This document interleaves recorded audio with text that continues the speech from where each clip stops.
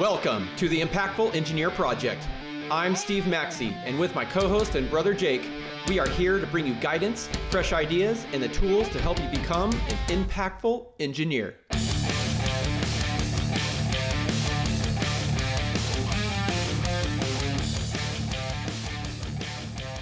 Most engineers don't fail because they lack technical skill. They fail because they never learn how to lead, communicate, and take ownership. This is the Impactful Engineer. We give you the blueprint for career excellence, not textbook answers. I'm Steve Maxey, a senior manager in product development, and I'm here with my brother Jake, owner and principal engineer at NLS Engineering. If you're done with the status quo and ready to take control of your career, then you're listening to the right show. Hello, Jacob. What's going on, man? Ready to talk about stuff? Oh, I'm ready. Let's rock and roll. Yeah, this is a good one that I've been pondering.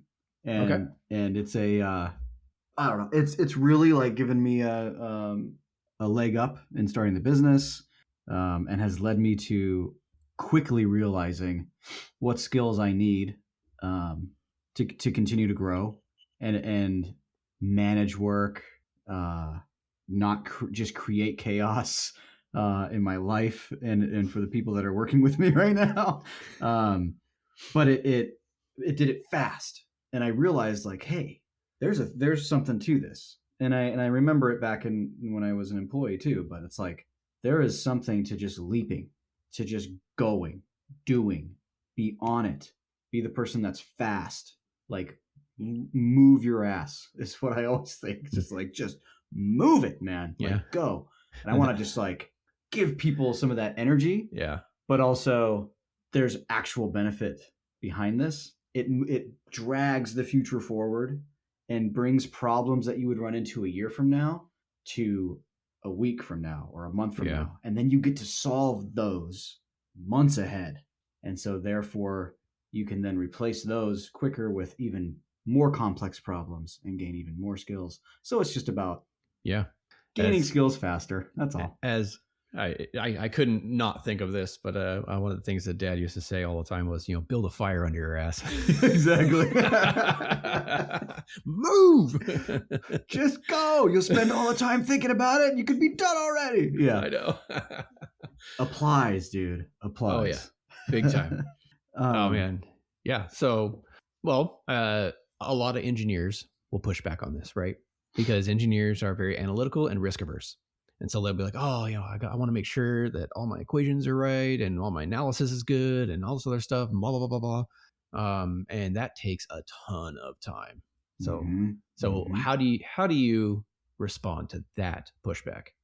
What I'm really talking about, you need to take the time that you feel comfortable with to get the equations correct and make sure that you're not just completely being incompetent and destroying the project you're on or whatever you're trying to accomplish. Like, that's not what I'm saying.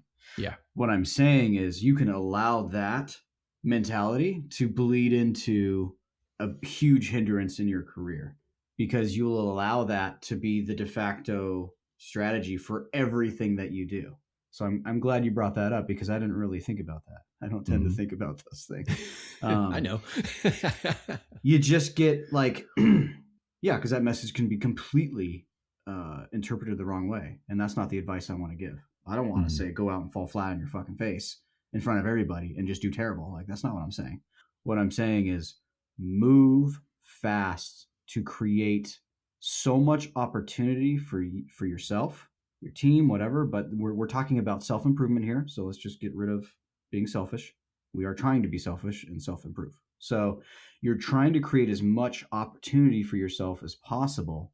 And the first lesson you'll learn is that there is always more demand than you can supply yourself. And if you don't have enough demand for your skills, then you're going to be sitting there wondering what to do next. You're going to be comfy. You're going to have that week to do the simple calc. You're never going to have that urgency. And so what I would recommend to do is create so much opportunity for yourself that your new problem is, holy shit, I don't know how to make a choice on what to grab at this moment and what opportunities to take, because I don't have the skill of being able to see that. I don't have the skill of prioritization of all this opportunity that I've created for myself. And having that skill is very handy. So the quicker you can create all that opportunity for yourself, the quicker you're going to get better at manipulating and prioritizing the demand in front of you so that you're not killing yourself and making mistakes and doing all this stuff. Yeah. You're going to be able to ride that line because creating more demand for yourself, your services, business, whatever it is never a bad thing. Mm-hmm. In fact, It's like one of the main things a business needs to do. And it translates directly to your skills as an employee too. It's the management of that demand creation and your strategy within it that is highly valuable. You don't want to reverse that. You don't want to be good at not overloading yourself because you'll never be able to overload yourself. You want to be good at not overloading yourself because you know how to manage what's in front of you. And I think it's important to be slightly or more than slightly overloaded anyways, because it pushes you to excel, right? If you are underutilized, you're going to be, well, I got more time. I can push that out. And that just puts you into a downward spiral of complacency and you just won't execute to your maximum potential. If you are always trying to catch up, I'm not saying overload yourself that you're years behind, but what I'm saying is load yourself to the point where there's always going to be work for tomorrow.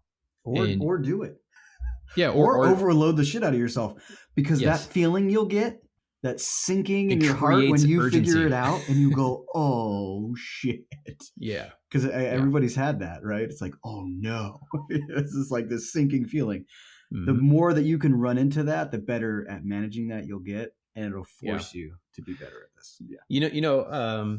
Just try not to do it on something that, I think you're going to bring it up. Like, that's irreversible. You know what I mean? Well, jumping off a cliff without a parachute. It's like, oh no. Absolutely. I mean, okay. I wasn't going to bring that up. I'll bring that, anyways. Yes. Most things are reversible. And so you can take action on something without having all the information and just do it. And then if you make a mistake, you can backtrack a little bit. You can, oh, never mind. I got to redo that real quick because I missed this variable, whatever it is. You'll know if it's an irreversible decision up front. So spend more time on those.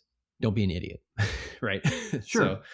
So, but what I was going to say is, I think people in college who procrastinate a lot have this hidden ability, right, to get everything done at the last minute. And because what's happening is that they are like in the beginning of the week, like they are getting these assignments and they're just like, oh, I got till the end of the week. All right. And so that they just get complacent and they just don't put it in the effort. And then it's Thursday night and they're like, shit, I have 7 things that are due tomorrow. Now I got to bust ass, stay up all night and get it all done. And they do it. And so what they are doing is creating that urgency by stacking all their work till the end of the week. And so just do that earlier. Pretend that the due date is tomorrow. Stack up all that shit, right, to get it done that night and just get it done instantly. And then the next day, you're like, give me more work. I'm ready to go.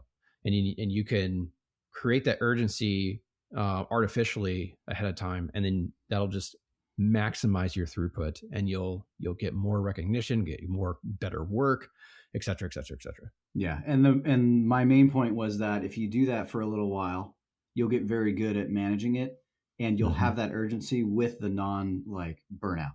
Yeah. Because you'll get there to a point where it's unsustainable, like everybody does, but you'll just be better at it and you'll have been through the muck already. Right. Yeah. So you'll have that reputation, because a lot of people if you do good work consistently, the people will pile more on until you cry uncle. Yeah. Right. So it's like, you'll be very good at that and you'll be able to tell people, love to move fast and get all this stuff done. But then you'll start prioritizing and you can push back earlier because you have that gut feeling, that experience that you've gathered for doing it so much to yourself, that you'll be able to make good decisions quickly about workload.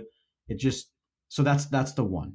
Yeah. That's one. 2 is so you talked about the work expands the time allotted to get it done.